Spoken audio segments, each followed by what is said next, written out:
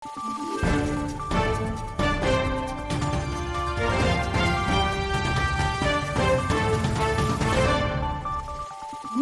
araw, Pilipinas! Ito ang Valiente News hatid sa inyo ng Office of the Vice President.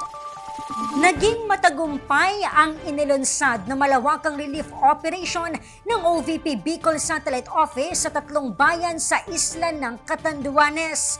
Ang buong detalye, alamin natin sa ulat ni Jera Gomez.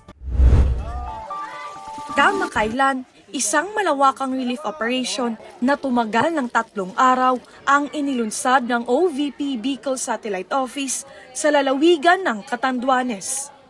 Kabilang dito ang bayan ng Pandan, San Andres at Caramoran na parehong sinalanta ng Super Typhoon Uwan noong buwan ng Nobyembre ng nakaraang taon. Food packs at relief boxes ang ipinamahagi ng tanggapan sa mga apektadong residente. Sa datos ng OVP Bicol Satellite Office, umabot sa 5,000 food packs at 1,000 relief boxes ang ipinamahagi ng OVP sa 3 munisipalidad. Pinakamaraming nakatanggap ng food packs ang mga barangay sa bayan ng Caramoran. Habang sa iba't ibang barangay naman ng bayan ng San Andres, ang pinakamaraming relief boxes na ipinamahagi.